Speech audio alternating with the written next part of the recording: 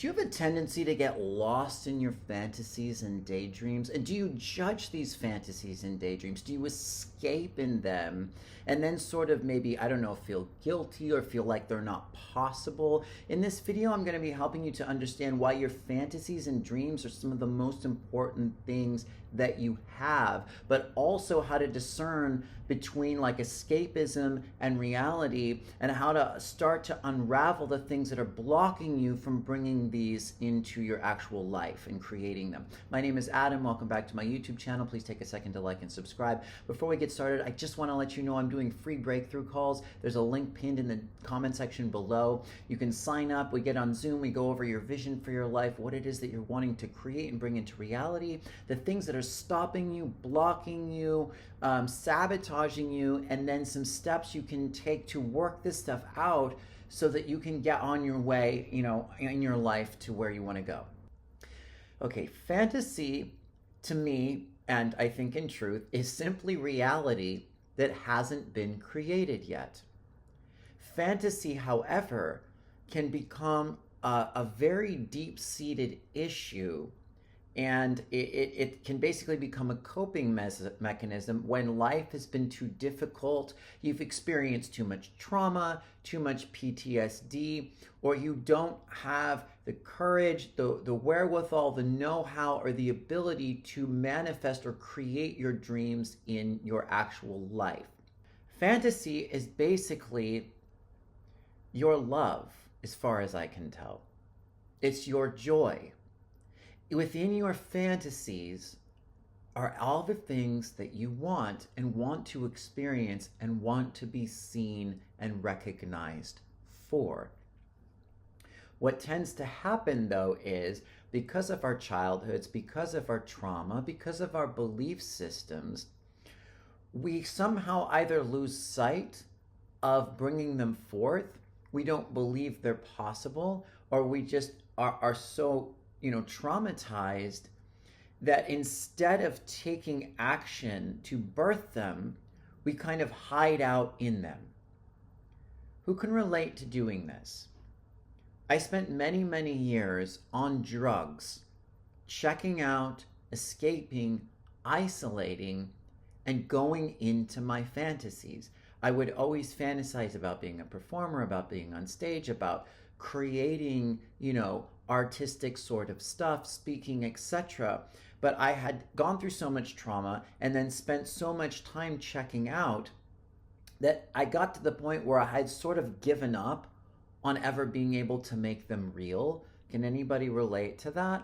But I couldn't let them go because it was everything I wanted to do and be. So I would escape deeper and deeper and deeper into them, do more and more and more drugs, and then basically lie to myself that I wasn't making them real. And I got to the point where, because I have such a powerful imagination, I was able to visualize them so intently and feel them so much, I kind of didn't need to create them, but I also, underneath the surface, was deeply miserable because some part of me knew that these were just kind of dead dreams. The thing is, they don't have to be. So why do we end up getting lost in our fantasies? Well, it's because, like I said, it's what we're called to do in some way. I'll get into kind of how to dissect it, because if you always have a fantasy about, rescuing a princess from an actual tower, that may not be literally what you're supposed to do, but the frequencies and energies in it are. What happens is when we go through massive trauma, childhood, complex, PTSD, whatever, we shut down our belief in ourselves. Maybe you were told that you weren't good enough. Maybe you were told that your dreams were never going to happen. Maybe you were told you were a worthless piece of shit. Maybe you were just criticized so deeply, but you weren't told anything about your dreams, that you just have so much fear in your body now when you go to speak your truth that you just go into fight, flight, freeze, fawn, whatever. Well, I want you to know that all of it is relevant, and it's all okay, and it's all changeable. Fantasy turns into dissociation. Like I said, it turns into escapism. It turns into a way to check out. And then one of the things that we can do is we can be like, none of this is possible, or I'm crazy, or I'm sick, or I'm delusional, and we can develop a judgment about it. But those fantasies are your clue. They're like a guiding post for where you're meant to go. But in order to get those things down here on earth and into reality, you have to heal the underlying issues. What is the actual antidote to escaping into fantasy, to escaping into addiction? Well, it's making those things real.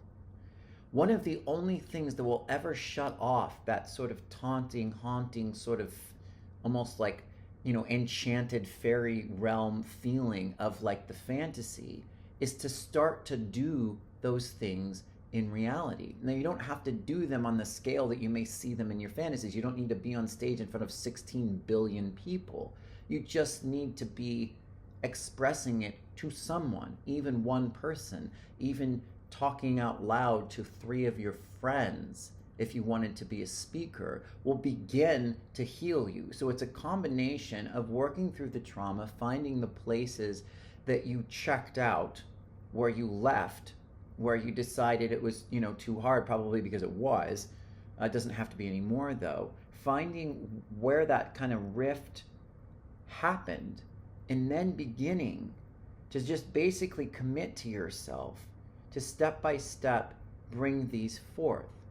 If you don't connect to your fantasies, you probably will never have a sense of purpose, a sense of vision, or anything that drives you. And then you won't have anything to help you heal because there won't be a point. So that one of the most important beliefs you can adopt is that your fantasies and your dreams are telling you something, and they're meant to become real.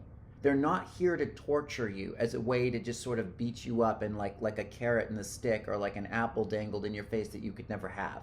I lived that life for a long time. Everything I ever wanted was like right there in front of me, and I could never have it. And it just kept being pulled away and pulled away. They are there to guide you to where you want to go, but they're not necessarily there for you to accomplish them, though I'm not saying you're not supposed to.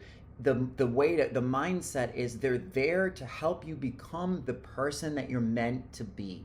So it's never so much about accomplishing the goal in 3D, though we want to have goals in 3D and we want to accomplish goals in 3D. It's not so much, though, about the actual realization of it. It's about who you become in the process, because there's always going to be another goal. Now, how do you start to disentangle your fantasies if you're not really clear on what it is that you want to do or where you want to go? Start to look at what repeats.